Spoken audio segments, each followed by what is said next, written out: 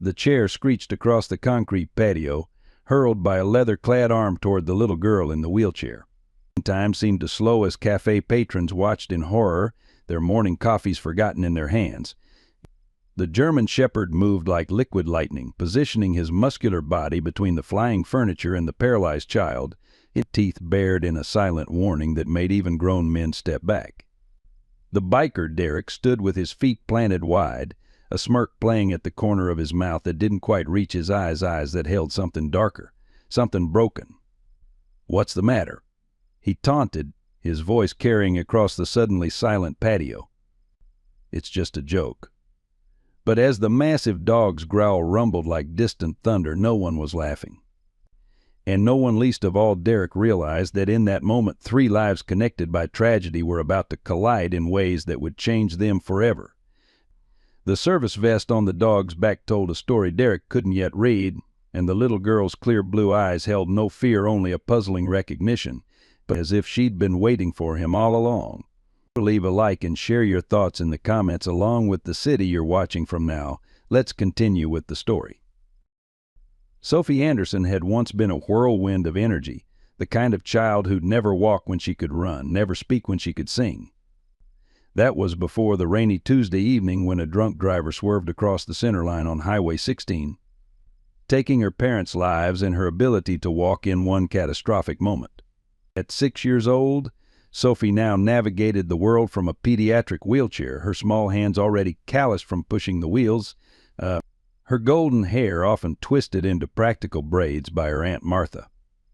But what Sophie had lost in mobility, she gained in perspective. The nurses at Glendale Memorial often whispered that she had old eyes, too knowing, too accepting for a child who'd suffered such profound loss. Still, flashes of childish joy would break through when Thor, her German Shepherd service dog, was nearby.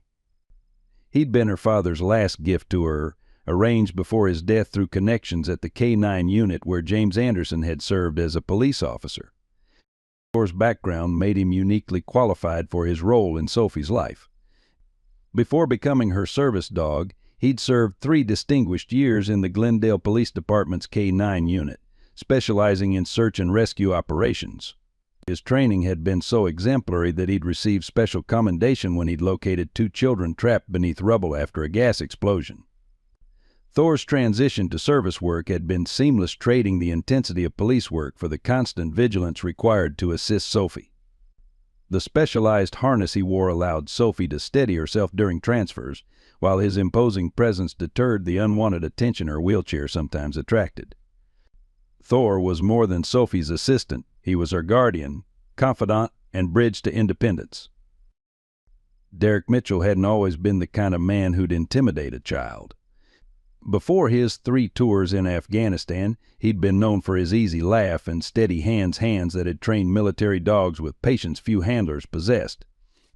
But war had hollowed him out, replacing calm confidence with jagged anxiety and unpredictable rage. The memories haunted him: the explosion, the frantic barking of his K-9 partner trying to alert him, the sacrifice of his best friend James, who'd pushed him clear of the blast. Derek's return to civilian life had been a series of failures: jobs lost to sudden angry outbursts, relationships fractured by his nightmares, self-medication with whatever would quiet his mind. The leather jacket and motorcycle had become his armor against a world that no longer made sense, the rumble of the engine drowning out the persistent ringing in his ears. The morning had dawned picture-perfect over Glendale, with the kind of clear blue sky that seemed to promise nothing but good things. At Rosewood Cafe, the outdoor patio had filled early with the usual mix of professionals grabbing coffee before work, retirees lingering over breakfast, and locals who treated the cafe as their second office. The corner table, slightly removed from the busiest section, had become something of an unofficial reservation for Sophie and her Aunt Martha. The staff had grown accustomed to the little girl's wheelchair needing extra space, and the manager, Elaine, though, always made sure the table was available for their Tuesday morning visits. Sophie sat with her back straight in her wheelchair, her legs covered with a light blanket, despite the warmth of the day, a concession to circulation issues that Martha insisted upon. Thor lay in a perfect downstay position beside her, his alert eyes continuously scanning the patio with professional vigilance. On the table sat Sophie's chocolate milk, Martha's black coffee, and a shared plate of blueberry scones that Sophie methodically broke into bite-sized pieces. "Remember your exercises this afternoon," Martha was saying, her reading glasses perched on the end of her nose as she reviewed the day's schedule in her worn planner. "Dr. Weston says you're making excellent progress with your upper body strength." Sophie nodded, though her attention had drifted to a monarch butterfly landing briefly on a nearby flowering bush. "Aunt Martha, do butterflies remember being caterpillars?" she asked, her question reflecting the characteristic way her mind wandered between practical matters and philosophical wonderings. Martha smiled, accustomed to these sudden shifts. "That's a good question for your science teacher, sweetheart." She checked her watch and frowned slightly. "I need to stop by the pharmacy before your appointment. Your new medication came in yesterday." Sophie's face fell slightly. The new medication was supposed to help with the pain that sometimes shot through her legs, phantom sensations from nerves that refused to accept they no longer commanded movement. "Can't we skip it today? I don't like how it makes my head fuzzy." "We'll talk to Dr. Weston about adjusting the dose," Martha promised, gathering her purse. "I'll be back in 15 minutes, 20 at most. Elaine knows I'm stepping out, and Thor is right here." She hesitated, her caregiver's instinct warring with the knowledge that Sophie needed moments of independence. "You'll be okay?" Sophie nodded solemnly. "Thor and I will be fine. We'll practice our waiting skills." She patted the dog's head, and his tail thumped once against the concrete in acknowledgement. Martha leaned down to kiss Sophie's forehead, her hand automatically checking that the medical alert button was secure around Sophie's neck. "I'll be quick as lightning." As Martha's sensible shoes clicked away across the patio, Sophie turned her attention to her chocolate milk, using both hands to steady the plastic cup as she'd been taught in occupational therapy. Thor remained vigilant beside her, his body relaxed but ready. Several patrons nodded or smiled at Sophie. She had become something of a fixture at the cafe, her quiet dignity and occasional bright laughter a reminder of resilience that many found inspiring. The peaceful morning rhythm continued for another 10 minutes. Sophie had just opened her favorite book, a dog-eared copy of Charlotte's Web that had belonged to her mother, when the distinctive rumble of motorcycle engines disrupted the cafe's ambient chatter. 3 bikes pulled up to the curb just beyond the patio's decorative iron fence, their engines cutting off in quick succession. The riders dismounted with the practiced ease of men who lived on their machines. The leader, taller than the others and broad through the shoulders, removed his helmet to reveal close-cropped hair with premature gray at the temples. The leather vest he wore over a faded t-shirt bore no motorcycle club insignia, but the military boots and the way he surveyed his surroundings spoke of someone accustomed to assessing threats. Thor's ears pricked forward, his body tensing slightly, though he maintained his downstay. Sophie noticed the change immediately. She and Thor had developed the kind of wordless communication that comes from constant companionship. "It's okay, boy," she whispered, though something in the air had changed, a tension that even her young mind could perceive. The 3 men entered the patio area, the leader walking slightly ahead with a rolling gait. A server approached them with meanness, but the leader, Derek, waved her off with a brusque, "Just coffee." "Black. Boy. Bass." His voice carried across the patio, slightly too loud, as if he'd forgotten how to modulate it for civilian spaces. As the men settled at a table near the entrance, their presence seemed to expand beyond their physical space. Conversations at nearby tables grew quieter, more guarded. Derek's restless gaze swept across the patio, briefly settling on Sophie and Thor before moving on. But seconds later, his eyes snapped back, focusing more intently on the German Shepherd. "That's a nice-looking dog," he commented to his companions, though his voice projected enough for Sophie to hear. The youngest of the 3 men, who'd introduced himself to the server as Mac, shrugged. "Just some kid's pet." Derek's laugh held an edge. "That's no pet. Look at how he's positioned, how he's watching everything." He tapped his fingers on the table in a staccato rhythm. "Military trained, I'd bet money on it." Sophie, overhearing this, felt a small flush of pride. People often complimented Thor, but few recognized the extent of his training. She glanced at the cafe entrance, hoping to see Aunt Martha returning, but the doorway remained empty. The server delivered 3 mugs of coffee to the men's table. As she walked away, Derek rose suddenly, causing Thor to shift to high alert, though the dog remained in position. "I'm gonna check out that dog," Derek announced, ignoring the way his friends rolled their eyes. "Leave it, Mitchell," the third man said. "Just drink your coffee." But Derek was already moving across the patio with deliberate steps. Several patrons watched warily, unsure of his intentions. As he approached Sophie's table, Thor's body tensed further, though no sound came from him. Sophie looked up at the tall man now standing beside her table, her small face composed despite the flutter of anxiety in her chest. "Good morning, sir," she said politely, as Martha had taught her to address adults. Derek seemed momentarily taken aback by her formality. "Morning, kid." His eyes remained on Thor. "That's some dog you've got there. German Shepherd, purebred from the look of him." "Yes, sir. His name is Thor," Sophie replied, her hand instinctively moving to rest on Thor's head, both for her comfort and as a steadying command to the dog. "Thor, huh?" Derek squatted down to the dog's eye level, a move that made Thor's ears flatten slightly. "You're a working dog, aren't you, boy?" He reached out a hand toward Thor's snout. "Please don't touch him without asking," Sophie said quickly. "He's on duty." "Why?" Derek's hand paused in midair. "On duty?" His eyes took in the service vest he'd somehow missed before, then traveled to Sophie's wheelchair, understanding dawning slowly on his face. "Oh, right." But instead of withdrawing, he left his hand extended inches from Thor's nose. "I've handled dogs like him before. They know me." From across the patio, one of Derek's friends called out, "Come on, man, leave the kid alone." But Derek seemed transfixed by Thor, by the dog's controlled alertness and the intelligent assessment in his eyes.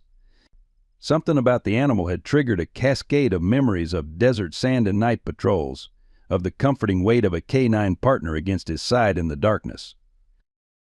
"Ex-military?" he asked, though it wasn't really a question.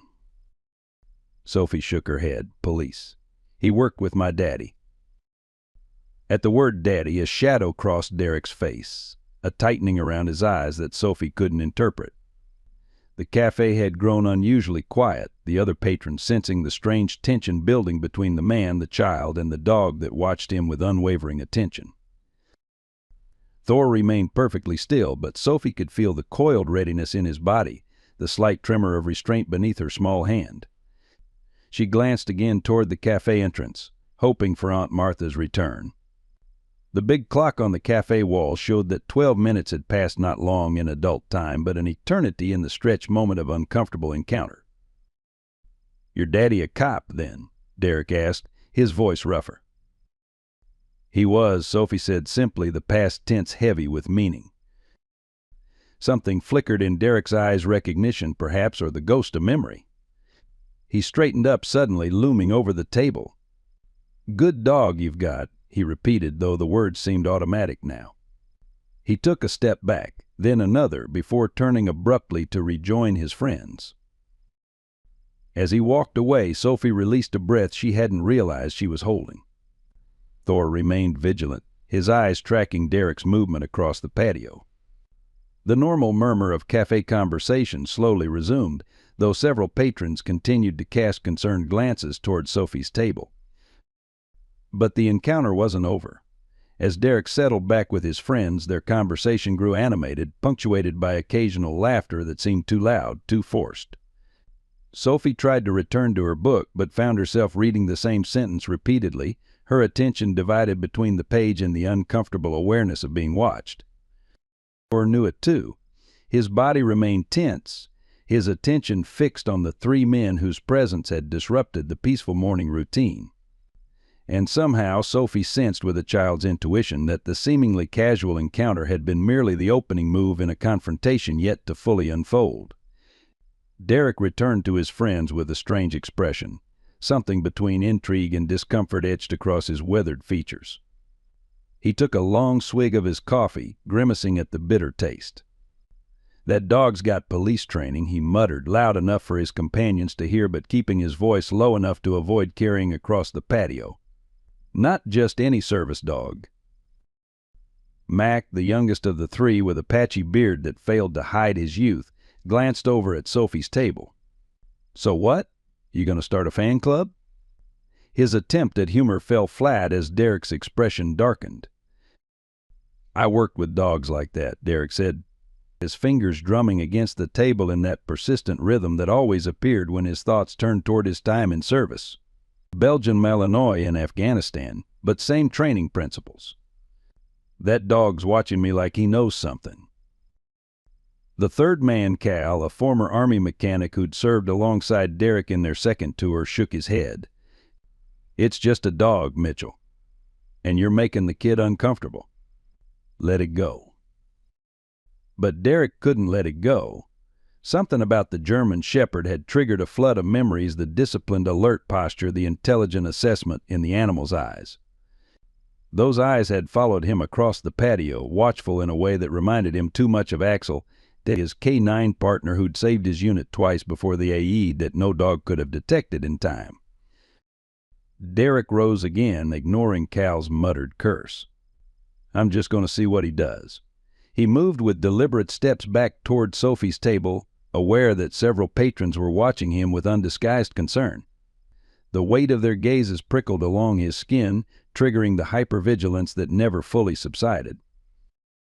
Thor's reaction was immediate but controlled.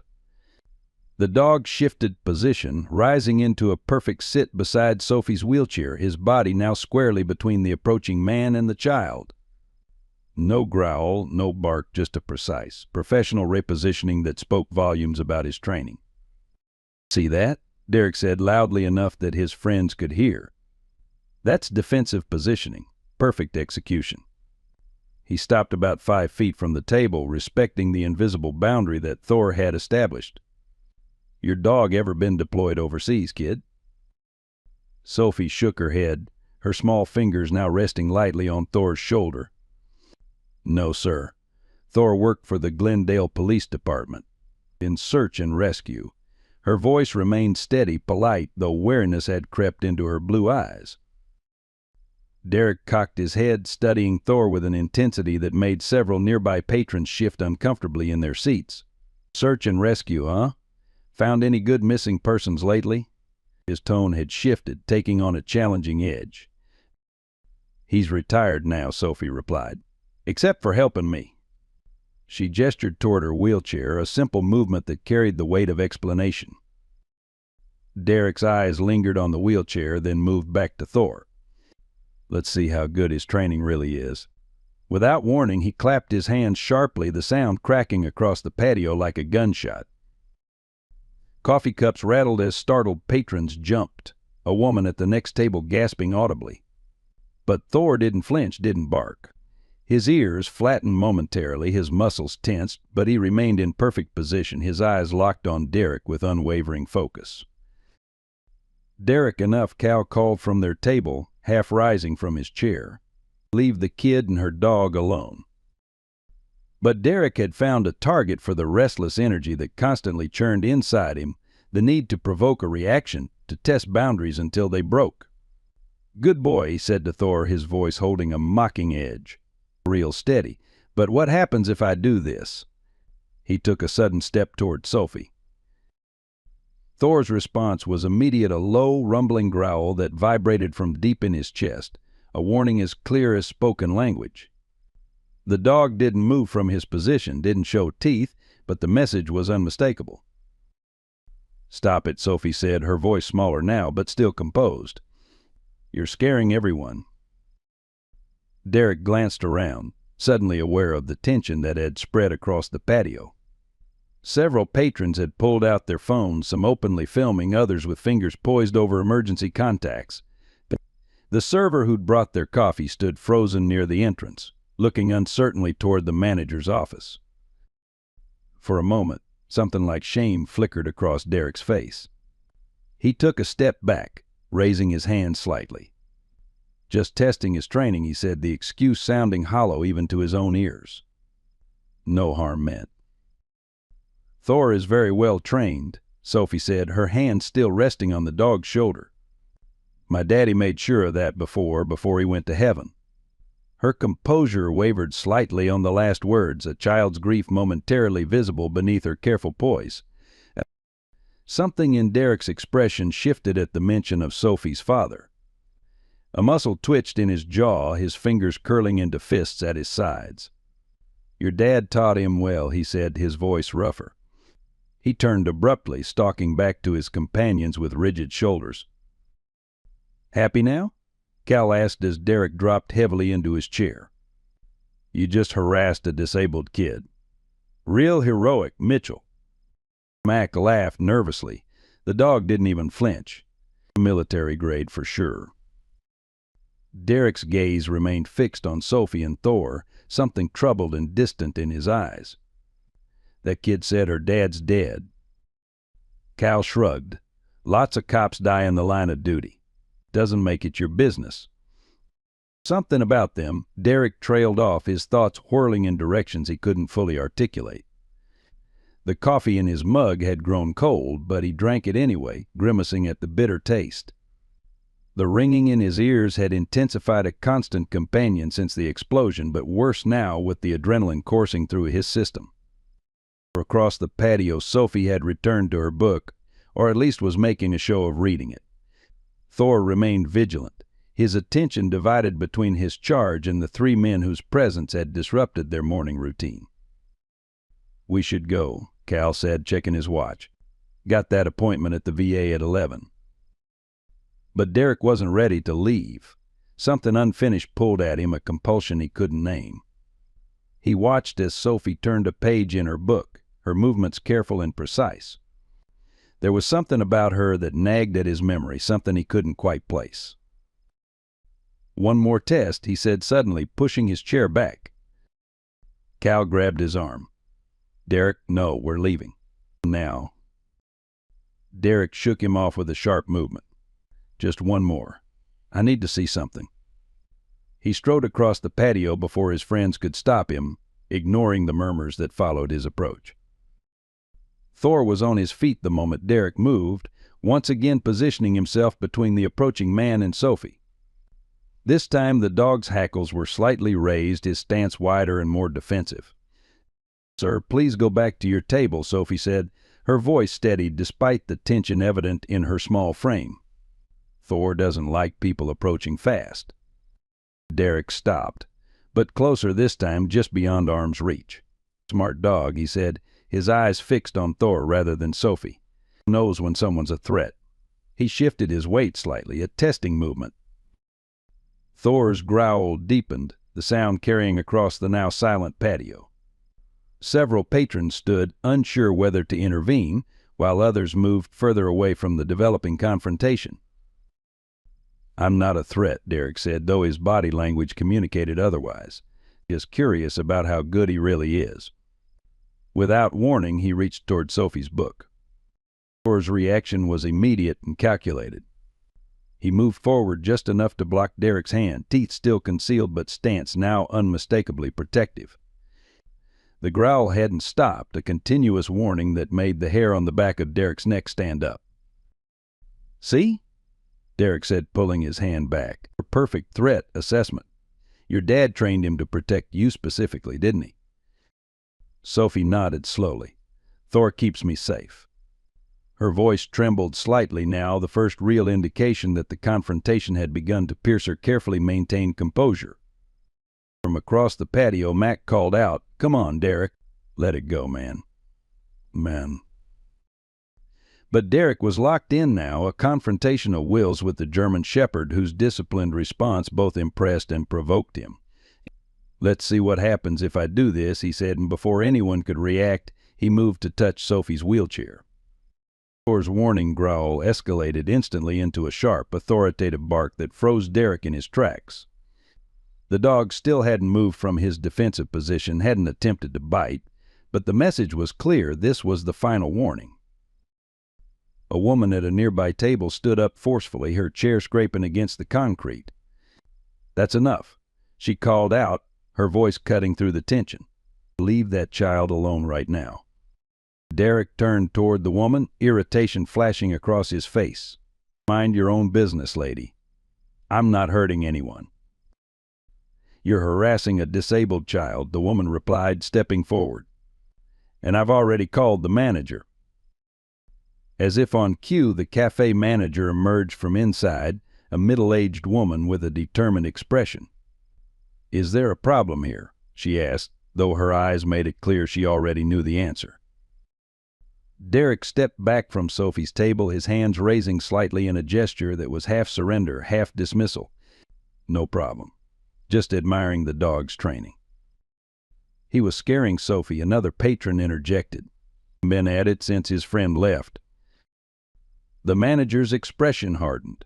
"Sir, I'm going to have to ask you and your friends to leave. We don't tolerate harassment of any kind at Rosewood." Derek's face darkened, a flush creeping up his neck. "Harassment? I was just talking to the kid." "You were testing my dog," Sophie said quietly, "and making him nervous. Please stop." Her simple request, delivered without accusation but with undeniable clarity, seemed to land differently than the manager's demand. Derek looked at Sophie, really looked at her for the first time, and for a brief moment, something like recognition flickered in his eyes. "Fine," he said abruptly. "We're going." He turned and strode back to his companions, who were already standing, clearly eager to leave the tense situation. As they collected their helmets, Mac muttered, "What the hell was that about Mitchell?" Derek didn't answer. His gaze had returned to Sophie and Thor, a troubled frown creasing his forehead. As the three men made their way out of the patio area, several patrons visibly relaxed, the collective tension beginning to dissipate. But just as they reached the exit, Derek paused, turning back to look at Sophie one more time. "Hey kid," he called across the patio, "what's your last name?" The question hung in the air, unexpected and somehow ominous. Sophie hesitated, years of stranger danger warnings warring with her inherent politeness. "That's not appropriate," the manager stated firmly. "Please leave now." Derek stood motionless for a long moment, his expression unreadable. Then, without another word, he turned and followed his friends out of the cafe, the rumble of motorcycle engines soon signaling their departure. In the aftermath of their exit, the patio remained unusually quiet. Several patrons approached Sophie's table, offering reassuring words and concerned questions about her well-being. Thor gradually relaxed his defensive posture, though his attention remained focused on the cafe entrance, as if expecting Derek's return. And Sophie, her book forgotten in her lap, sat watching the empty doorway with a thoughtful expression that seemed too old for her young face. Something had shifted in the morning's peaceful routine, a confrontation that felt unfinished, a connection not yet fully revealed. As Thor settled back beside her wheelchair, his warm presence reassuring against her leg, but Sophie couldn't shake the feeling that the strange man with the troubled eyes would return. The patio of Rosewood Cafe had barely settled back into its normal rhythm when the distinctive sound of Martha's sensible heels clicked across the concrete. She hurried toward Sophie's table, a small white pharmacy bag clutched in one hand, her normally composed expression creased with concern. Several patrons watched her approach, exchanging meaningful glances. The guardian had returned, but too late to prevent the unsettling confrontation. "I'm so sorry I took longer than expected," Martha said, slightly breathless as she placed the medication bag on the table. The pharmacist needed to review the dosage instructions with she stopped mid-sentence, registering the unusual atmosphere in Thor's still alert posture. "What happened? Is everything all right?"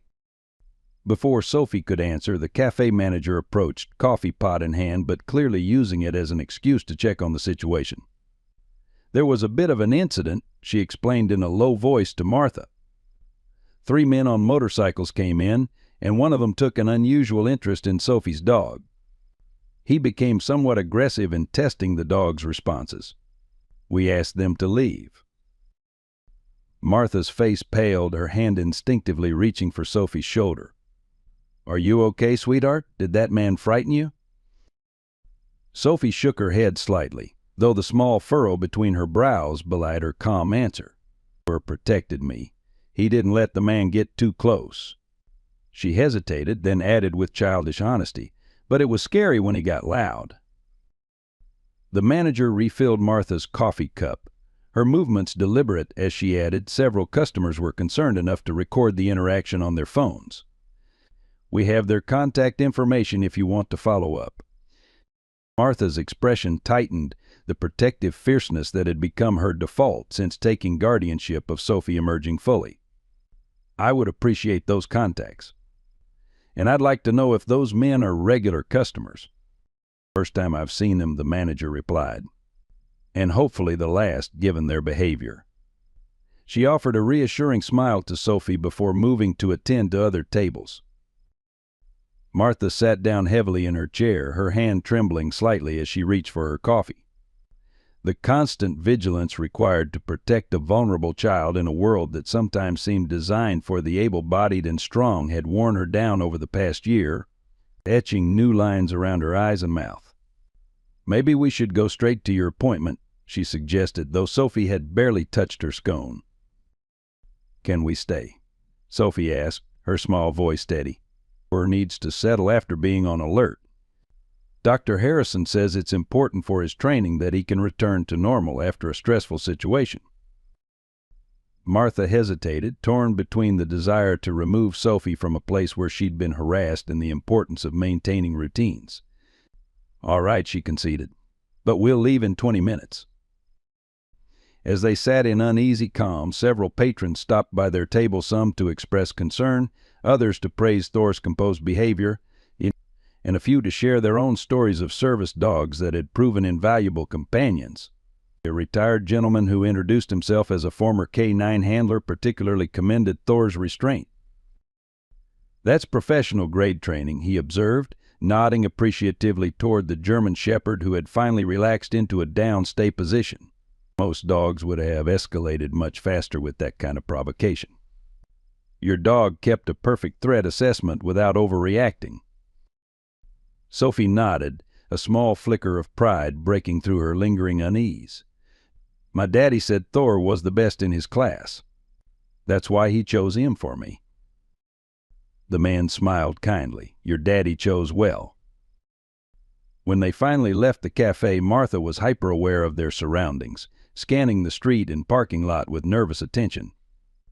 The white pharmacy bag with Sophie's medication was tucked into the backpack hanging from her wheelchair, and Thor walked perfectly positioned on Sophie's left side, his training once again impeccable now that the perceived threat had passed.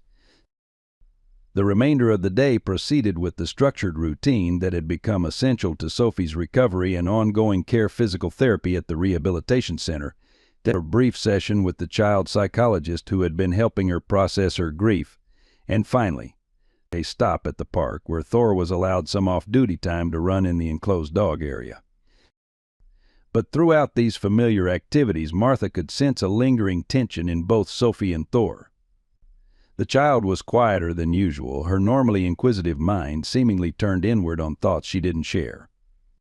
And Thor, though responding perfectly to all commands, maintained a heightened awareness that the other service dog handlers at the rehabilitation center noticed immediately. "Rough day?" asked Ellie, whose golden retriever service dog assisted with her multiple sclerosis. She and Martha often exchanged the knowing glances of those navigating disability challenges while Sophie worked with her therapists. "Some motorcycle enthusiast decided to test Thor's training at the cafe this morning," Martha replied, keeping her voice low. "Apparently he found it amusing to see how a service dog would react to increasingly threatening behavior." Ellie's expression darkened. "Unfortunately not uncommon. Some people can't seem to understand that service dogs are working, not performing." She hesitated, then added, "Was Sophie frightened?" Martha watched through the glass partition as Sophie worked on strengthening exercises, her physical therapist offering encouragement as she used adapted equipment. She says she wasn't, but she trailed off, the worry she'd been suppressing all day rising to the surface. It's hard to tell with Sophie sometimes. Since the accident, she's become so contained. The psychologist says it's a control mechanism. When you've lost so much control over your body and circumstances, you tightly manage what you can, including emotional expression. Ellie nodded in understanding. Self-protection takes many forms. That evening, as Martha helped Sophie with her bedtime routine, the careful transfers from wheelchair to bathroom to bed that had become second nature over the past year, she noticed that Sophie seemed lost in thought, responding to questions with uncharacteristic brevity. "Are you thinking about what happened at the cafe today?" Martha finally asked directly as she helped Sophie into her pajamas. The nightly ritual of managing leg braces and catheter care, requiring both physical assistance and delicate preservation of a growing child's dignity. Sophie nodded, her fingers absently stroking Thor, who lay beside the bed, always within reach. "He wasn't a bad man," she said after a long moment. "The one who was testing Thor." Martha's hand stilled in the act of arranging Sophie's pillows. "He behaved very inappropriately, Sophie. Good people don't frighten children or harass service dogs." "He had sad eyes," Sophie continued, as if Martha hadn't spoken, "like in the pictures of Daddy when he came back from overseas the first time, before he got better." The observation struck Martha with unexpected force. James had indeed struggled after his first deployment, the haunted look in his eyes, the startling response to loud noises, the nights when sleep proved elusive. But he'd sought help, had worked through the worst of it before returning for his second tour, before meeting and falling in love with Sophie's mother, before creating the family that had been shattered on that rainy highway. "Some people have seen difficult things," Martha acknowledged carefully. "But that doesn't excuse frightening behavior." "Thor knew he was sad, too," Sophie said with the certainty children sometimes possess. "That's why he didn't bite him. Thor only bites bad people, not sad people." Martha had no response to this childish wisdom. Instead, she finished tucking Sophie in, made sure her medication and water were within reach on the bedside table, and ensured the monitor was turned on so Sophie could call her during the night if needed. "Sleep well, sweetheart," she said, kissing Sophie's forehead. "Thor is right here, and I'm just down the hall." As she turned out the light, leaving only the small night light glowing in the corner, Martha heard Sophie's small voice once more. "I think he's going to come back." The word sent a chill down Martha's spine, but when she turned to ask what Sophie meant, the child had already closed her eyes, her breathing beginning to deepen toward sleep. Martha stood in the doorway a moment longer, watching the gentle rise and fall of Sophie's chest, the faithful shadow of Thor beside the bed. The day's events had left her uneasy in a way she couldn't fully articulate, not just the confrontation itself, but Sophie's peculiar reaction to it. For a child who had endured so much trauma, Sophie displayed an uncanny ability to read people, to sense the pain beneath hostile behavior. James had been the same way, Martha remembered. Her brother had possessed an intuitive understanding of people's motivations, particularly those in pain. It had made him an exceptional police officer, well-suited to community policing and crisis intervention. Had he passed that gift to his daughter? Or was it simply that those who suffered deeply develop a sharper awareness of suffering in others? The following morning brought an unexpected development. As Martha prepared breakfast, carefully cutting Sophie's toast into manageable pieces and measuring out her morning medications, the house phone rang. Few people called the landline. Martha had maintained it primarily for emergency purposes, concerned that cell service might be unreliable in a crisis. "Anderson residence," she answered, balancing the phone between shoulder and ear as she continued preparing Sophie's breakfast tray. "Mrs. Anderson?" The voice was male, professionally neutral. "This is Officer Daniels from the Glendale Police Department. I'm calling about an incident report filed yesterday by the manager of Rosewood Cafe." Martha's hand stilled. "Yes, I'm aware of the incident." My niece was the child involved. We'd like you and your niece to come to the station to give a statement, the officer continued. We take harassment of disabled individuals very seriously, and several witnesses provided us with video evidence of the encounter. I see, Martha said, glancing toward the hallway where Sophie was still sleeping. May I ask what prompted this follow-up? Did those men cause problems elsewhere? There was a slight hesitation on the line. One of the individuals involved in the incident came to the station late yesterday evening. He appeared disturbed by his own behavior and provided information that suggests this wasn't a random incident, given the circumstances and the department's connection to your family. Captain Brooks would like to speak with you directly. Martha's grip tightened on the phone. Connection to my family? Your brother was James Anderson, correct? One of our officers who passed away last year? Yes, Martha confirmed, a creeping unease spreading through her chest. What does James have to do with what happened at the cafe? I believe Captain Brooks would prefer to discuss that in person, Officer Daniels replied. Would 10 o'clock this morning be convenient? We'll make sure the interview room is wheelchair accessible for your niece. After confirming the appointment and ending the call, Martha stood motionless in the kitchen, breakfast preparations forgotten. The police department wanted to talk to him about James's connection to the incident. And one of the men, presumably the one who had harassed Sophie and Thor, had turned himself in, apparently troubled by his own actions. Aunt Martha. Sophie's voice called from her bedroom. Thor needs to go outside. The familiar routine of the morning reasserted itself, helping Sophie with toileting and dressing, the careful morning stretches prescribed by her physical therapist, Thor's brief outdoor break supervised by Martha while Sophie did her exercises in bed. But beneath the structured normalcy, Martha's mind raced with questions. What connection could possibly exist between her late brother and the aggressive stranger at the cafe?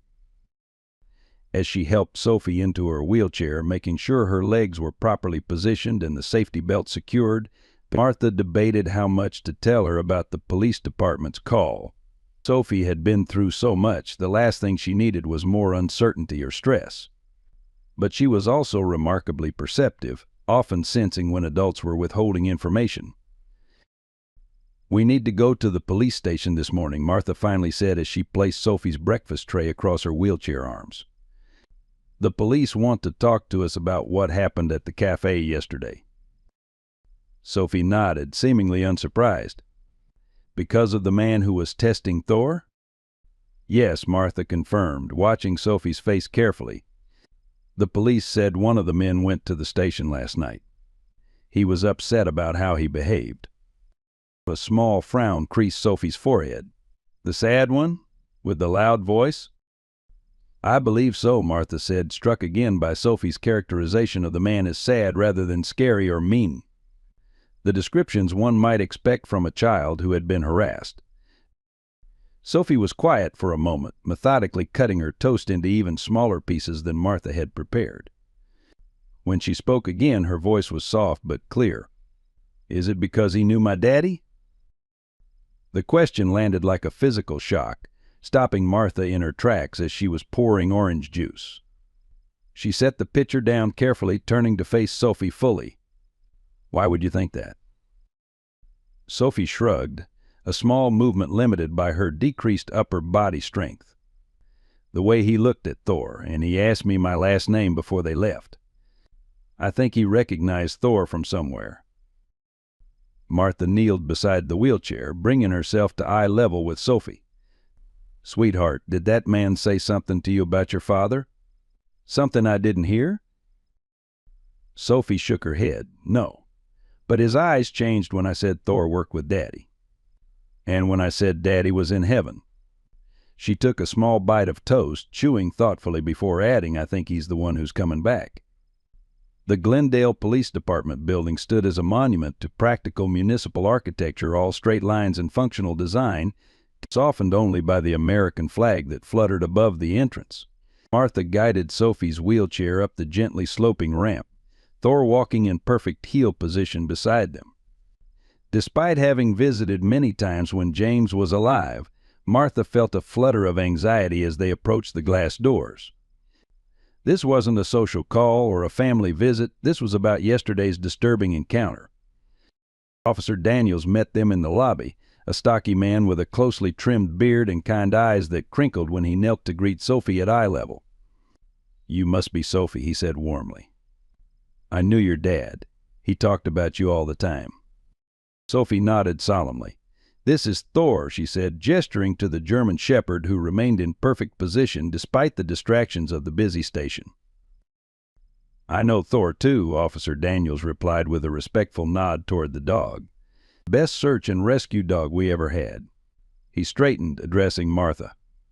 "Captain Brooks is waiting for you in the community room. We thought it would be more comfortable than an interview room." Martha appreciated the consideration. Standard interview rooms were hardly designed for accessibility or comfort.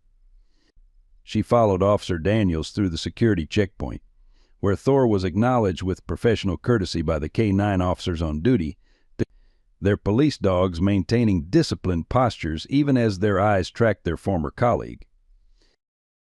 The community room was located on the first floor, a large space used for public meetings and departmental gatherings. As Officer Daniels opened the door, Martha's steps faltered. Seated at the table across from Captain Brooks was a familiar figure, the man from the cafe, still in his leather jacket, but looking markedly different from the aggressive presence that had disturbed their morning routine. His shoulders were hunched, his hands clasped tightly on the table before him, and his eyes, when they lifted to meet Martha's startled gaze, were bloodshot and wary. "Mrs. Anderson, Sophie," Captain Brooks said, rising from his seat. "Thank you for coming in. I believe you've encountered Mr. Mitchell before, though under unfortunate circumstances." Derek Mitchell stood awkwardly, his posture stiff with apparent discomfort. "I am," he said with a slight nod toward Martha, his voice rougher and quieter than she remembered from the cafe. His gaze shifted to Sophie, then immediately to Thor, whose ears had perked forward in recognition. Martha instinctively moved to position herself between Derek and Sophie's wheelchair. "Captain, I wasn't aware this would be a confrontation." "I don't think Sophie needs to." "It's not a confrontation," Captain Brooks interrupted gently. "Mr. Mitchell came to us voluntarily last night. There are some circumstances you should be aware of." He gestured toward the chairs arranged around the table. "Please have a seat. Mr. Mitchell has something important to tell you." Sophie, who had been watching the exchange with keen attention, suddenly spoke up. "You served with my daddy, didn't you?" The directness of her question silenced the room. Or, sensing something significant, moved closer to her wheelchair, his body maintaining the alert but non-threatening posture of a service dog anticipating his handler's needs. Derek's eyes widened, his gaze truly fixing on Sophie's face for the first time. "How did you know that?" Sophie shrugged slightly, a child's gesture at odds with the perceptiveness of her question. "You have the same tattoo as Daddy on your arm, the eagle with the flag. And you knew Thor was special, not just a regular dog." Martha looked sharply at Derek's forearm, where indeed the edge of a tattoo was visible beneath his rolled-up sleeve, the distinctive insignia of the specialized unit James had served with during his military service before joining them, the police force. A chill ran through her as the pieces began to connect. "You better sit down, Martha," Captain Brooks said quietly. "This is going to be a difficult conversation." Reluctantly, Martha guided Sophie's wheelchair to the table, positioning her niece safely between herself and Officer Daniels.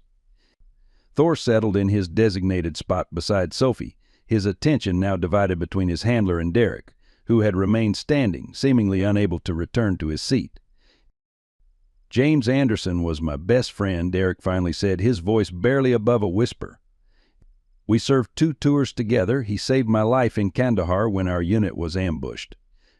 He swallowed hard, his Adam's apple bobbing visibly. "I was with him when he found Thor as a half-starved stray near our compound.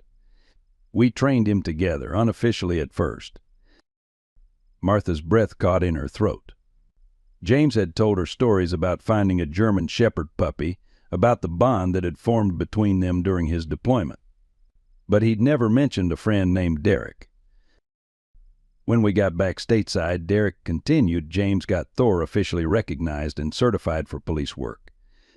I went back for a third tour. That's when his voice cracked and he looked away, his jaw working as he struggled to maintain composure. Captain Brooks picked up the narrative. Derek was injured during his third deployment. By the time he returned to the States, James had joined our department and established our K-9 unit with Thor as his partner. Martha's mind was reeling as she tried to process this new information. "James never mentioned you," she said to Derek, unable to keep the accusation from her voice. A flash of pain crossed Derek's face. "We lost touch. After my injury, I wasn't in a good place.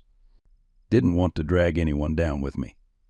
His eyes shifted to Sophie, then quickly away, as if he couldn't bear to look at her directly. "By the time I got my head together enough to reach out, I heard about the accident. About James and Laura." His voice dropped even lower. "About Sophie. May." The pieces were falling into place with devastating clarity. The man who had harassed them at the cafe, who had deliberately provoked Thor and frightened Sophie, but was someone from James's past, someone who might have been an uncle to Sophie in another lifetime if circumstances had been different.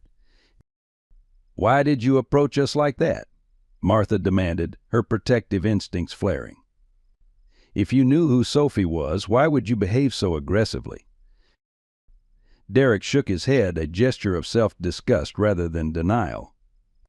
"I didn't know. Not at first. I recognized Thor immediately. A handler never forgets a dog he's worked with. But it had been years, and I'd never met Sophie." He looked down at his hands, which were trembling slightly. When she mentioned her dad was a police officer who had passed away, something clicked.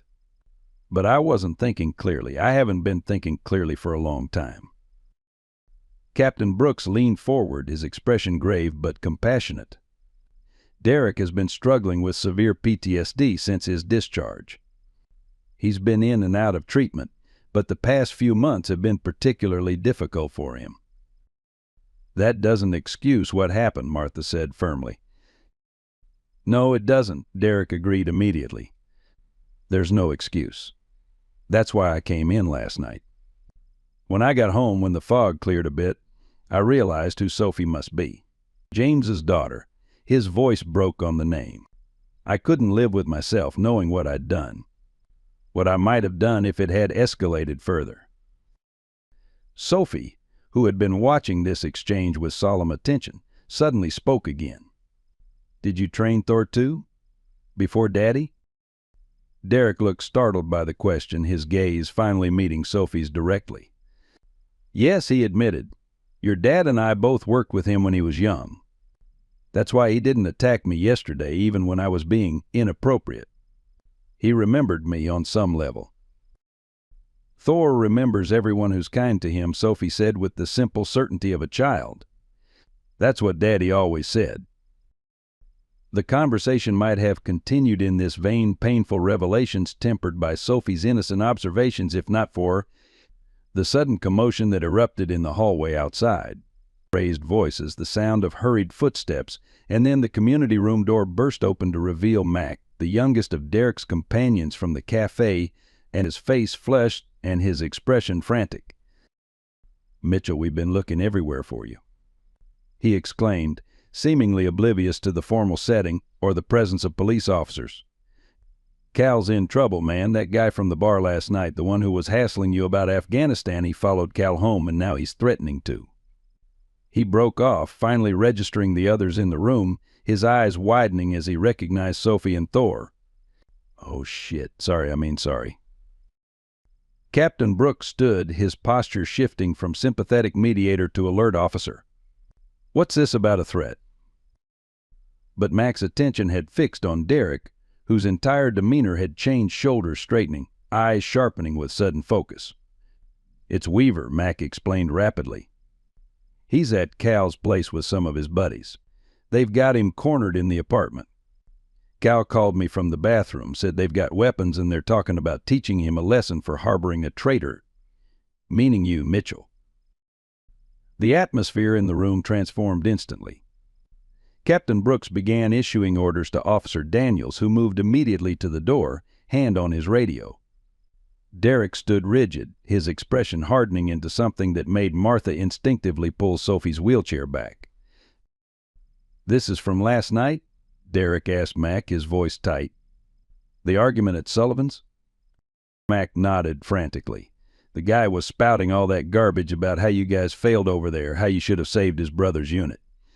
Cal told him to shut his mouth, and it almost got physical before the bartender broke it up. Derek turned to Captain Brooks. "Weaver's unstable. His brother was key in an operation my unit was supposed to provide backup for, but we were pinned down elsewhere. He's been blaming us for years." His eyes darted to Sophie and Martha, a decision visibly forming. "I need to go. This is my problem, not Cal's." "This is a police matter now," Captain Brooks countered. "We'll handle it." "With all due respect, Captain, Weaver won't respond to cops. He's got too much hatred for authority. But he wants me." Derek's expression was resolute. "Let me go with your officers. I can talk him down." A rapid exchange followed, Captain Brooks reluctant, but acknowledging Derek's insight into the situation, Officer Daniels organizing a response team, but Mac providing details about the layout of Cal's apartment building and the number of men with Weaver. Throughout it all, Martha held tightly to Sophie's wheelchair, but acutely aware that their family interview had suddenly transformed into the staging ground for a potentially dangerous police intervention. "We should go," Martha murmured to Sophie, preparing to wheel her toward the door while everyone was distracted.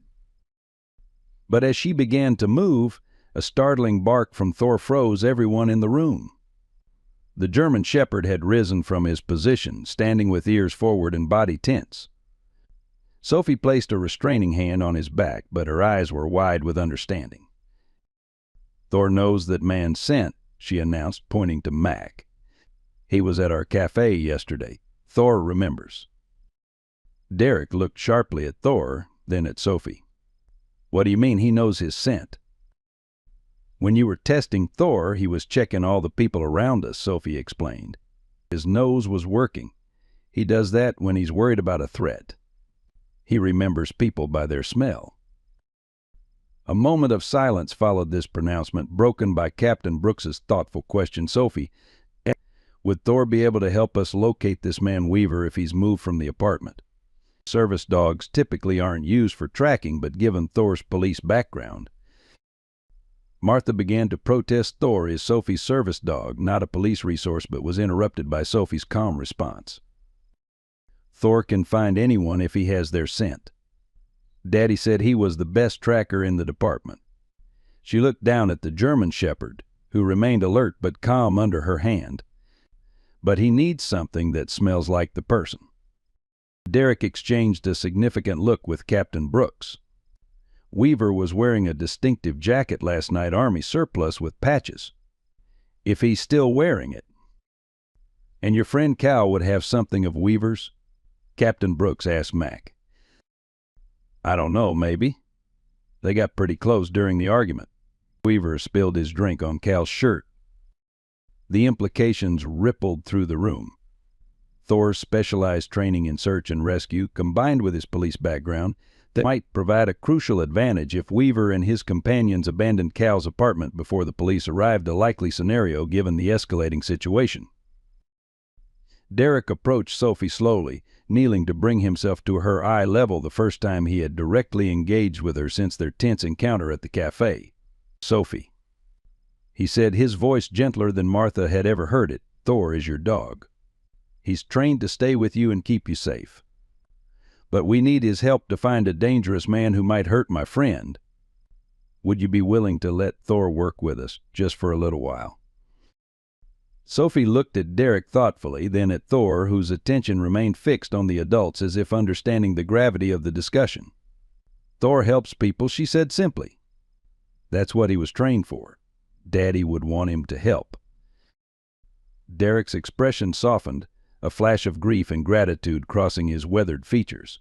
"Your dad would be very proud of you, Sophie." What happened next unfolded with dizzying rapidity. Captain Brooks, recognizing both the potential value of Thor's assistance and the impropriety of separating a child from her service dog, made a decisive judgment call.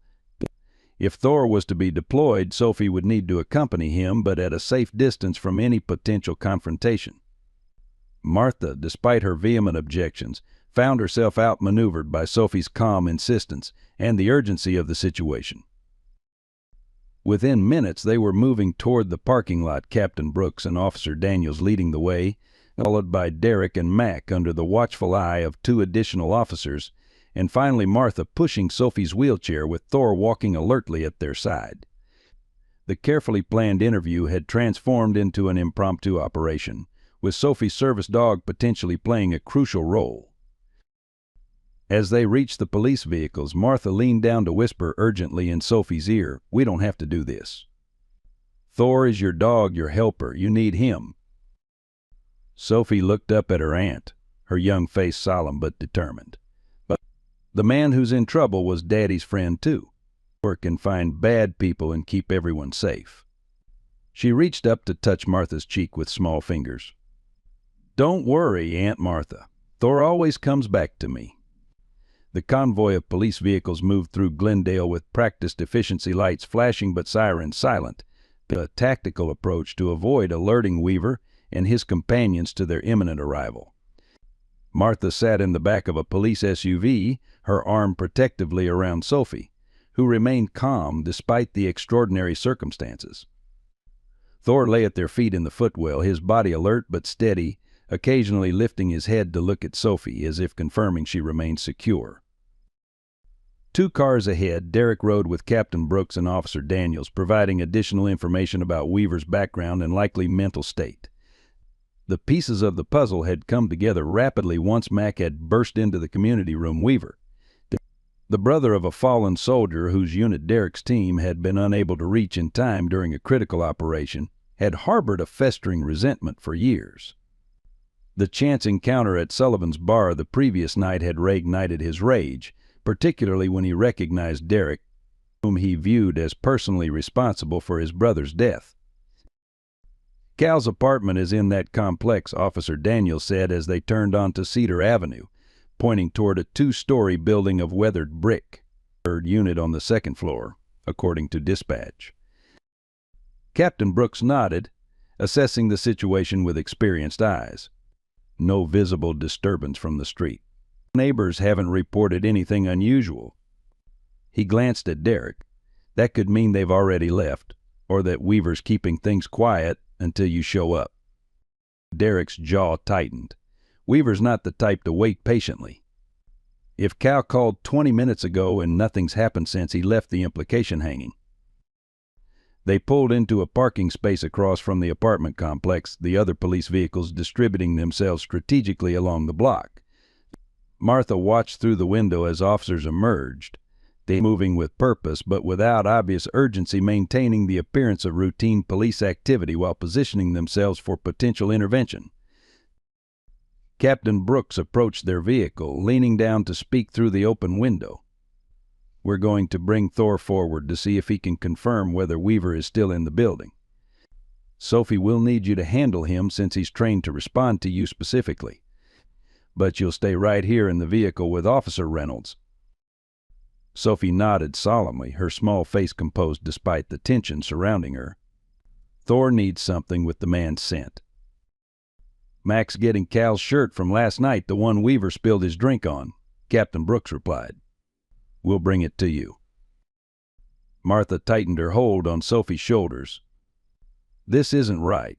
Sophie's been through enough trauma without being involved in a police operation." Captain Brooks's expression softened with understanding. "I appreciate your concern, Mrs. Anderson. If there were any other option, we wouldn't involve either of you. But time is critical, and Thor's abilities could make the difference in resolving this safely." Before Martha could respond, Mac hurried across the street, a crumpled T-shirt clutched in his hand. "Cal texted me his door code," he reported breathlessly. The shirt was right where he said it would be, in his laundry basket. The shirt was brought to Sophie, who handled it with surprising composure. allowing Thor to thoroughly sniff the garment. The German Shepherd's demeanor shifted immediately, his body language transforming from attentive service dog to working canine, nose actively processing information, ears forward with concentration. He remembers his training, Officer Reynolds remarked from the driver's seat, watching Thor with professional appreciation. Those skills never really leave them. Sophie stroked Thor's head gently. He knows this is important. He can tell by how everyone's acting. Her child's perception cut to the heart of the situation with startling clarity. Captain Brooks conferred briefly with his officers, then returned to their vehicle. "We're going to do a controlled approach. Thor will work on a long lead with Sophie directing him from the vehicle. If he indicates Weaver's presence, we'll move in. If not, we'll check the apartment directly." The plan proceeded with methodical precision. Sophie was positioned at the open door of the SUV, wheelchair secured, with Thor on a 20-foot lead handled by Officer Daniels.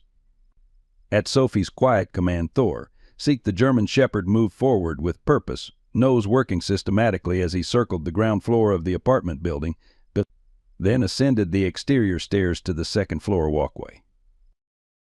Martha watched with her heart in her throat as Thor moved along the row of apartments, his body language shifting subtly as he approached Cal's unit. He paused, nose twitching, then continued past the door to the very end of the walkway where a fire escape connected to a small landing. "He's got something," Officer Daniels reported into his radio. "Not at the apartment door at the fire escape." Thor had stopped at the fire escape landing, his posture rigid with alertness, nose pointed downward toward the alley below. Officer Daniels moved cautiously to peer over the railing, then spoke rapidly into his radio. "Movement in the alley behind the building. 3 individuals moving toward a parked van. One appears to be restrained." The situation escalated instantly. Captain Brooks issued rapid commands, officers moving with coordinated efficiency to surround the alley. Derek, despite instructions to remain in the police vehicle, had emerged and was moving purposefully toward the back of the building, his expression set with grim determination. "Stay here," Officer Reynolds instructed Martha and Sophie firmly. "Do not leave this vehicle under any circumstances." He secured this SUV before moving to join his colleagues, leaving them watching through the windows as the confrontation unfolded just out of sight.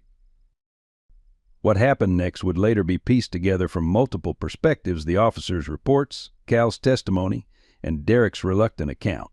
Weaver and 2 companions had indeed been inside Cal's apartment, but the arrival of police vehicles had prompted them to attempt a hasty escape via the fire escape, dragging Cal with them as both hostage and bait to draw Derek into a confrontation. They had nearly reached their van when the police converged on the alley, creating a volatile standoff. Cal, his face bloodied from what was later determined to be a broken nose, was held at knife point by one of Weaver's companions, while Weaver himself brandished what appeared to be a handgun. "Mitchell," Weaver shouted, his voice carrying across the parking lot to where Martha and Sophie sat in tense silence. "I know you're here. Come face me, you coward." The officers established a perimeter, weapons drawn, but held with disciplined restraint. Captain Brooks attempted to de-escalate, his trained negotiator's voice carrying clearly, "Mr. Weaver, please put down your weapon. We can resolve this without anyone getting hurt." But Weaver was beyond reasoning, his movements erratic, his eyes wild with a combination of rage and what would later be confirmed as intoxication. "Send Mitchell out here. He's the one who needs to answer for what happened." And then, despite the officer's commands to stand down, Derek stepped into the alley, his hands raised. "I'm here, Weaver. Let Cal go. This is between you and me." Martha couldn't see what was happening, but she could hear the escalating confrontation, Derek's measured attempts to reason with Weaver, Weaver's increasingly incoherent accusations, the police officers' continued efforts to defuse the situation. Sophie sat beside her, unnaturally still, her small hands clasped tightly in her lap. Then, without warning, Thor barked sharply and lunged against his lead with such force that Officer Daniels momentarily lost his grip. The German Shepherd bolted, racing down the walkway and descending the stairs with remarkable speed. "Sophie," cried out, her composure finally breaking. "Thor, stay." But the command came too late. Thor was already sprinting toward the alley, responding to some stimulus that only he had detected, perhaps a shift in the confrontation, a sound of distress, or the scent of imminent violence that his specialized training had taught him to recognize. What followed was a cacophony of shouts, a single gunshot that echoed between the buildings, and then an eerie moment of silence before the alley erupted into frantic activity. Martha held Sophie tightly as they waited in agonizing uncertainty, unable to see what had transpired but fearing the worst. Minutes stretched like hours before Captain Brooks finally approached their vehicle, his expression grave. "The situation is under control," he reported. "Weaver and his associates are in custody. Cal's being treated by paramedics, but his injuries aren't life-threatening." "And Thor?" Sophie asked, her voice small but steady. "Where's Thor?" "Where's Thor?" Captain Brooks's hesitation told Martha everything before he even spoke. Thor intervened when Weaver aimed his weapon at Derek. He was hit. Sophie's face drained of color, her small body going rigid in Martha's embrace. Is he dead?" The question emerged as barely more than a whisper. "No," Captain Brooks assured her quickly. "But he's been seriously injured. The bullet struck his shoulder. The officers are transporting him to the emergency veterinary hospital right now. Derek's with him." The world seemed to tilt beneath Martha as she struggled to process what had happened. In the space of a single morning, they had gone from a routine police interview to a hostage situation, and now Thor, Sophie's beloved companion, her medical necessity, her most faithful friend, was fighting for his life because he had done what he was trained to do, protect. Sophie's reaction was not what Martha expected. There were no tears, no hysterics, only a quiet, terrible composure as she asked, "Can you take us to him? Thor needs me when he's scared." The drive to the veterinary hospital passed in a blur of silent prayer and gut-wrenching fear. Martha held Sophie's hand tightly, feeling the slight tremors that betrayed her niece's carefully maintained calm. Captain Brooks had arranged for them to be escorted directly, providing periodic updates from the veterinary staff who were already working on Thor when they arrived. As they pulled into the parking lot of Glendale Veterinary Emergency Center, Martha finally asked the question that had been burning in her mind. Why did Thor run toward the danger? He's not a police dog anymore. He's supposed to stay with Sophie. Captain Brooks glanced back at him, his expression somber. According to Derek, Thor didn't attack Weaver. He positioned himself between Weaver and Derek just as Weaver raised his weapon.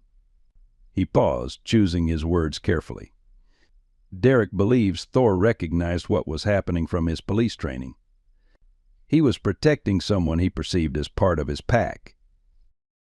Sophie looked up at this, her blue eyes wide with understanding that seemed far beyond her years. "He did what Daddy would have wanted," she said quietly. "Daddy always said we protect the people we love, no matter what." The waiting room of Glendale Veterinary Emergency Center was a sterile space of uncomfortable chairs and outdated magazines designed for function rather than comfort. Martha sat rigidly beside Sophie's wheelchair, the minutes crawling by as they waited for news about Thor's condition. The initial report had been cautiously optimistic. The bullet had struck Thor's shoulder rather than his chest, missing vital organs, but causing significant blood loss and tissue damage. The veterinary surgeon had immediately taken him into surgery, promising updates as soon as possible. Derek Mitchell sat across from them, his large frame awkwardly contained in a chair designed for people of average height. His hands were clasped between his knees, head bowed, the picture of a man consumed by guilt. He had arrived at the hospital ahead of them, having accompanied Thor in the police vehicle that served as an improvised ambulance. His leather jacket was stained with dark patches that Martha recognized with a chill as Thor's blood. "I never meant for any of this to happen," Derek said, breaking the tense silence. His voice was rough with emotion. "Thor saved my life back there. Weaver had a clear shot at my chest. If Thor hadn't jumped in..." He trailed off, unable to complete the sentence. Martha's response was cold, her protective instincts for Sophie overriding any sympathy she might have felt.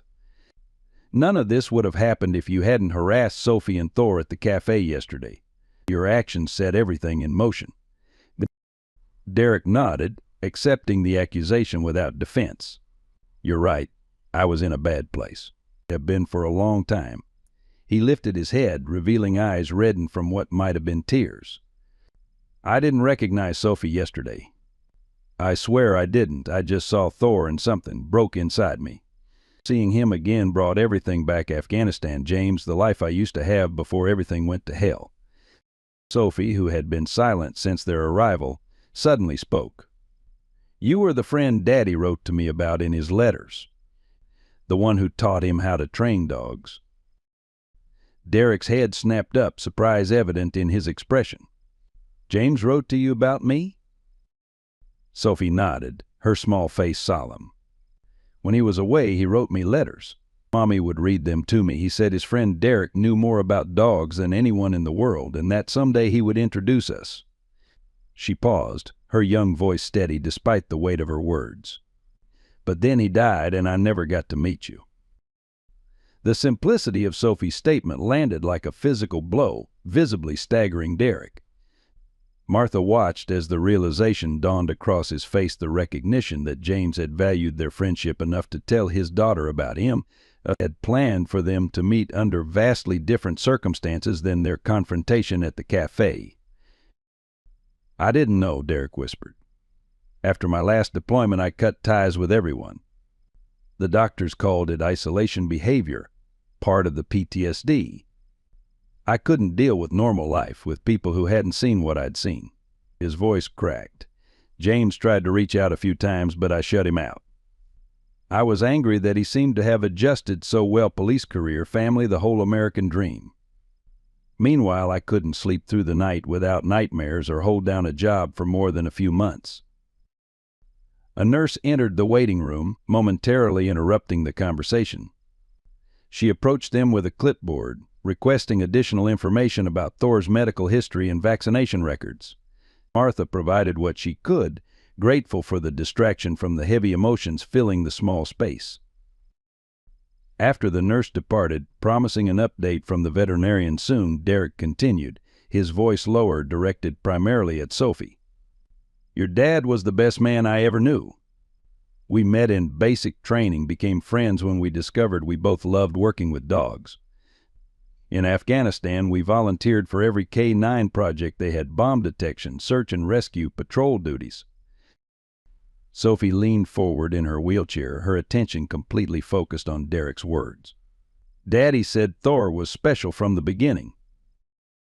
He was, Derek affirmed, a ghost of a smile touching his lips for the first time. Just a scrawny pup when we found him, half-starved and hiding under our barracks. James started sneaking him food, and I taught him basic commands. Well, most tight.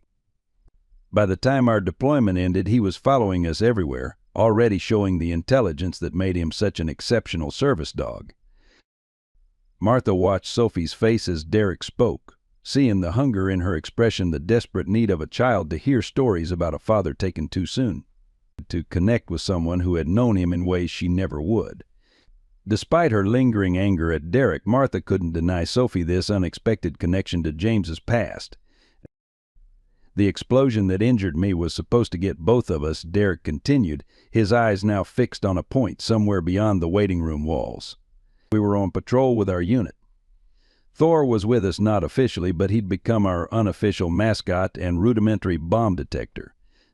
He alerted suddenly, started barking and trying to push us back. Derek's voice grew tight. I thought he was just being skittish. James listened to him. He always trusted Thor's instincts more than I did. The implications hung in the air between them. Martha felt her breath catch, anticipating what was coming next. James grabbed me, tried to pull me back, shouting at the unit to retreat. But I broke free, thought I knew better. Derek's hands were trembling now. The hide was buried deeper than usual. Or sensed it, but our equipment didn't pick it up. It detonated when I was just at the edge of the kill zone. James had hung back, still trusting Thor's warning. Sophie's small voice cut through the tension. That's why you got hurt and Daddy didn't. Derek nodded, meeting her gaze directly for the first time. Your dad saved my life that day, Sophie, because he trusted a dog's instincts over human technology. When I finally got back stateside after rehab, he had already arranged for Thor to be officially trained and certified. He told me it was the least he could do to honor what Thor had tried to do for us in Afghanistan. Martha felt as though the floor had disappeared beneath her feet. All this time she had believed that James had simply found Thor through his police connections, had selected him as a K-9 partner because of his exceptional abilities. She had never known that the dog had been with James in Afghanistan, had tried to warn them of the danger that had ultimately led to Derek's injuries. Why didn't James ever tell us this? She asked, her voice barely above a whisper. Derek shrugged, a gesture of resignation. James protected people not just physically but emotionally. He probably didn't want to burden you with the darker parts of his deployment. And after I pushed him away, refused his help when I got back, maybe he thought it was better to leave that chapter closed. The conversation might have continued in this vein, each revelation peeling back another layer of James's past that Martha had never known, if not for the appearance of the veterinary surgeon at the waiting room door. Dr. Chin's surgical mask hung around her neck, her expression carefully neutral in the way of medical professionals delivering uncertain news. Sophie Anderson's family? She inquired, approaching them with measured steps. Martha and Sophie both tensed, while Derek rose from his chair, his height making him tower over the petted surgeon. How is he? Derek asked, the question bursting from him before Martha could speak. Dr. Chin glanced between them, quickly assessing the dynamics. The surgery was successful, she began, directing her words primarily to Sophie. The bullet damaged muscle tissue and cracked his scapula, the shoulder blade, but missed major blood vessels and nerves. We've repaired the damage and stabilized the fracture. Thor is strong and healthy, which gives him excellent odds for recovery. The collective release of tension was almost audible. Martha felt tears spring to her eyes, surprising her with their intensity. Sophie reached for her hand, squeezing it with surprising strength. When can I see him? Sophie asked, her voice steadier than Martha's would have been. He's in recovery now, Dr. Chin explained. Still under anesthesia, but responding well. Once he's awake and stable, we'll bring you back to see him briefly. However, she continued, her expression turning serious, Thor's recovery will require significant rehabilitation. He won't be able to perform his service dog duties for at least 8 to 12 weeks, possibly longer depending on how the healing progresses. The implication struck Martha with the force of a physical blow. Thor wasn't just Sophie's companion, he was essential to her daily functioning, helping with transfers, retrieving items beyond her reach, providing the physical support that allowed her a measure of independence despite her paralysis. Even more critically, he was trained to recognize the early signs of autonomic dysreflexia, a potentially life-threatening complication of spinal cord injuries that Sophie had experienced twice since the accident. But I need Thor, Sophie said, giving voice to Martha's concerns. For the first time since the confrontation at the cafe, her composure cracked, her lower lip trembling slightly. How will I manage without him? Before Martha could respond with reassurances she didn't fully believe, Derek stepped forward, dropping to one knee beside Sophie's wheelchair to bring himself to her eye level. Sophie, I know I'm the last person who has any right to offer help, but I trained military service dogs for years. I could help with Thor's rehabilitation, and in the meantime I could fill in for some of his duties. The offer hung in the air, as unexpected as it was complicated. Martha stared at Derek, trying to reconcile the aggressive man from the cafe with this broken soldier kneeling before her niece, offering assistance that seemed both presumptuous and desperately needed. You would do that? Sophie asked, her voice small but hopeful. Derek nodded, his expression grave with sincerity. It's the least I can do. Thor took a bullet meant for me. And your dad, his voice faltered. Your dad would have wanted me to step up, to finally be the friend he thought I was." Martha opened her mouth to refuse, to say they would manage somehow, that they didn't need help from the very man whose actions had caused this crisis. But before she could speak, Dr. Chen interjected with gentle professionalism. "Actually, having someone with service dog training experience would be extremely beneficial for Thor's recovery. The rehabilitation process is specialized, particularly for working dogs who need to return to specific duties." She looked at Derek with new interest. "You have formal training in this area?" 4 years with the military K-9 program, Derek confirmed, and I helped James with Thor's initial training before he entered the police program. This new information shifted the dynamic yet again. Martha felt her resistance wavering in the face of practical necessity. Sophie needed support that Martha couldn't provide alone, and Thor needed specialized rehabilitation beyond what a typical veterinary practice might offer.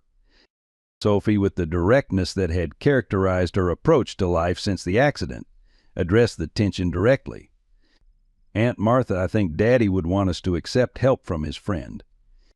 She looked at Derek with those old soul eyes that had unnerved Martha from the first days of her guardianship. "But you have to promise not to be scary anymore.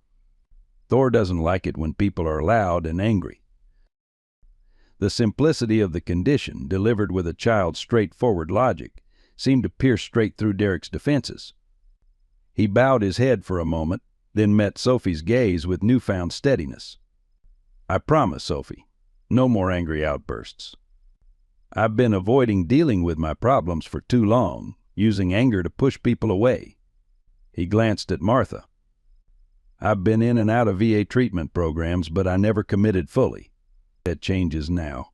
I get the help I need while helping you and Thor." The third revelation came as they were finally allowed to visit Thor in recovery. The German Shepherd lay on a padded table, his shoulder heavily bandaged, an IV line delivering fluids and medication. Despite the sedation, his tail thumped weakly against the table when he heard Sophie's voice, his eyes struggling to focus on her familiar form. As Sophie stroked his head with gentle fingers, whispering reassurances that seemed more suited to a parent comforting a child than a child comforting her dog, Derek stood at a respectful distance, watching the interaction with a complex expression. "There's something else you should know," he said quietly to Martha. "Something James made me promise if anything ever happened to him." He reached into his jacket pocket, withdrawing a folded paper that showed signs of having been carried for a long time. "Before my last deployment, when James knew I was struggling, he gave me this. Said if I ever got my head straight, I should read it. I finally did, last night after I recognized Sophie at the cafe." Martha accepted the paper with trembling fingers, unfolding it to reveal James's familiar handwriting, the same neat, precise script that had filled birthday cards and Christmas notes throughout their shared childhood. "Dear Derek," it began, "if you're reading this, it means you finally decided to rejoin the land of the living, and I couldn't be happier. 1 week after Thor's injury, the Rosewood Cafe welcomed back its youngest regular patron with a special table decorated with balloons and a hand-lettered sign reading, 'Welcome back, Sophie Thor.' The German Shepherd himself was not present, still recuperating at the veterinary hospital, but his absence was palpably felt as Martha guided Sophie's wheelchair to their usual corner table. Several patrons approached to offer well wishes, many having heard about Thor's heroism through local news coverage of the incident. "The usual?" Elaine asked, coffee pot already in hand as she greeted them with warm familiarity. "Yes, please," Martha replied, arranging napkins and utensils with the practiced efficiency of a caregiver. "And perhaps a hot chocolate for our guest when he arrives?" As if summoned by her words, the cafe door opened to admit Derek Mitchell, so transformed from his previous appearance that several patrons did a double take. Gone was the intimidating leather jacket and unkempt stubble. In their place was a clean-shaven face, neatly trimmed hair, and a simple button-down shirt that lent him a surprisingly professional air. Most striking, however, was the way he carried himself, shoulders squared rather than hunched, steps measured rather than aggressive, his entire demeanor suggesting a man who had found some measure of peace. "Sorry I'm late," he said as he approached their table, a small gift bag dangling from one hand. The VA counselor had some additional resources he wanted to share. He smiled at Sophie, a genuine expression that softened his weathered features. "How are you doing, kiddo?" "I miss Thor," Sophie replied simply, accepting the gift bag with careful hands. "But Dr. Chin says I can visit him again tomorrow if his fever stays down." Derek nodded, taking the seat across from her. "That's good news. The antibiotics are working, then." He watched as Sophie opened the gift bag, withdrawing a small, expertly carved wooden figure of a German shepherd, its details capturing Thor's alert expression and dignified posture with remarkable accuracy. "Did you make this?" Sophie asked, running her fingers over the smooth wooden surface with evident delight. "I did," Derek confirmed. "Wood carving's been part of my therapy for a while now. Keeps my hands busy and my mind focused." He glanced at Martha, including her in the conversation. "I thought Sophie might like having a version of Thor she could keep with her until the real thing comes home." Martha observed the interaction with cautious optimism. The week since Thor's injury had been filled with remarkable changes, not only in Derek, who had immersed himself in an intensive PTSD treatment program at the VA while still making time to visit Thor daily and provide updates to Sophie, but in their entire family dynamic. James's letter, which Martha had read and reread until its creases threatened to tear, had revealed a depth to her brother's friendship with Derek that she had never suspected. "If something happens to me," James had written, "and if Sophie ever needs more than Martha can provide alone, you're the one I'd trust, Derek. You understand service dogs better than anyone I know, and despite what you believe about yourself, you've got more heart and courage than most. Don't let what happened overseas define who you are forever. The brother I knew is still in there, and my daughter would be lucky to have you in her life." The prophecy of those words had proven uncannily accurate. In Thor's absence, Derek had stepped in to assist with the practical challenges of Sophie's daily care, accompanying them to medical appointments and helping with the specialized transfer techniques that Thor had been trained to support, and working with Sophie's physical therapist to maintain her exercise routine without her four-legged assistant. "I spoke with Dr. Chin this morning," Derek said, accepting the hot chocolate Elaine placed before him. "She thinks Thor might be ready for home care in another week, though his rehabilitation will take longer. I've been researching adaptive harnesses that would let him support you without putting weight on his injured shoulder." Sophie's face brightened at this news. "Can we adapt his service vest too, so he can still wear it even while he's healing?" "Absolutely," Derek assured her. "And I've been in touch with canine companions about a temporary service dog while Thor completes his recovery. They have a retired police dog named Maverick who's already trained in mobility assistance. He could fill in for a few months without disrupting Thor's position in your life." Martha found herself continually surprised by Derek's thoroughness, his genuine commitment to ensuring Sophie's needs were met during Thor's recovery.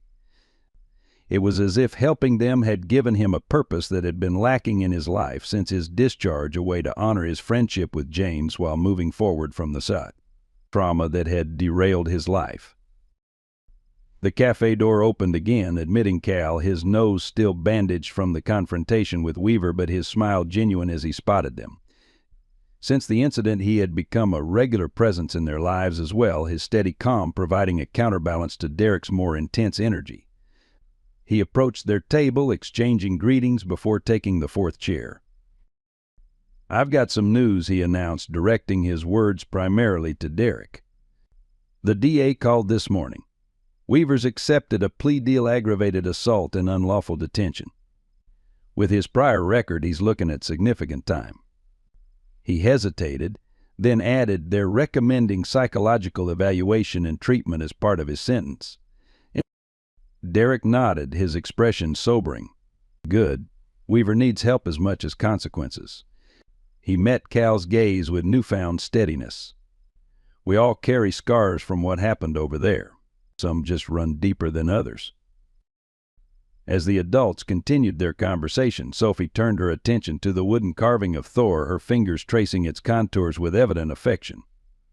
Martha watched her niece, noting the subtle changes in her demeanor over the past week, a new confidence emerging despite the temporary loss of her service dog, but a resilience that seemed to grow stronger rather than weaker in the face of adversity.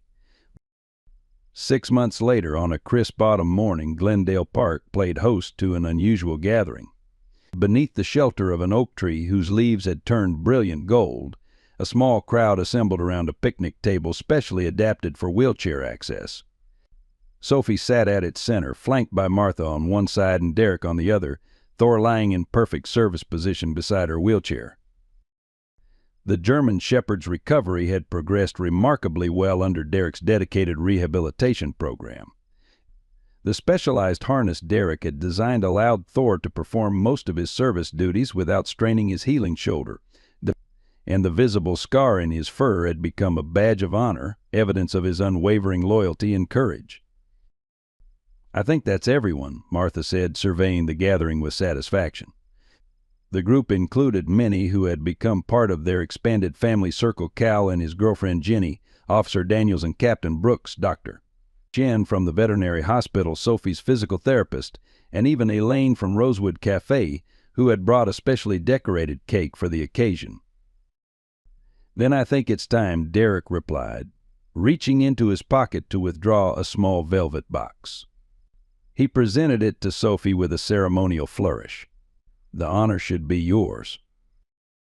Sophie opened the box to reveal a polished service medallion, engraved with Thor's name and the simple inscription, "For valor beyond duty." With Derek's help, she attached it to Thor's service vest, just above the patch that identified him as a service dog. "This is a special day," Derek announced to the gathered friends, his voice carrying the comfortable authority of a man who had found his place in the world. 6 months ago, Thor reminded us all what it means to protect those we care about, without hesitation and without counting the cost. He rested his hand lightly on Sophie's shoulder. "But what we're really celebrating today is family, not just the one we're born into, but the one we build around us when life takes unexpected turns." As if understanding the significance of the moment, Thor lifted his head, his intelligent eyes moving between Sophie and Derek before settling on Martha with that uncanny awareness that had always been his hallmark. In that gaze, Martha saw not just the exceptional service dog who had become essential to Sophie's independence, but the living connection to her brother, a thread of continuity in a life that had been irreversibly altered by tragedy. To Thor, Captain Brooks proposed, raising his cup in a toast that was echoed around the table. "And to found family." As the autumn sunlight filtered through golden leaves above them, Martha watched Derek kneeling to Sophie's level, helping her adjust Thor's harness with the patient expertise that had become his contribution to their lives. The journey from that tense confrontation at the cafe to this moment of celebration had been neither straightforward nor easy, but it had led them to a place James might have envisioned when he wrote his prescient letter: a new kind of family, forged through shared pain and healing, united by the extraordinary bond between a child and her service dog who had, in their own way, saved them all. In the quiet spaces of our later years, we often reflect on what truly matters: the bonds we forge, the challenges we overcome, and the unexpected ways we find healing. This story reminds us that sometimes our deepest wounds, whether visible like Sophie's paralysis or invisible like Derek's PTSD, can become bridges to connection rather than barriers. It speaks to the wisdom that comes with age, that family isn't always defined by blood, but by those who show up when we need them most. For those of us who have experienced loss, watched loved ones struggle, or felt the weight of our own limitations, Thor's unwavering loyalty offers a powerful reminder that courage doesn't always roar. Sometimes it's the gentle persistence of showing up day after day. As we navigate our golden years, may we recognize that it's never too late to heal old wounds, forge new connections, or become the person someone else needs us to be. I hope you enjoyed today's story. Subscribe to the channel so you don't miss more stories like this. Leave a like and then comment below what you thought of the story. See you in the next video.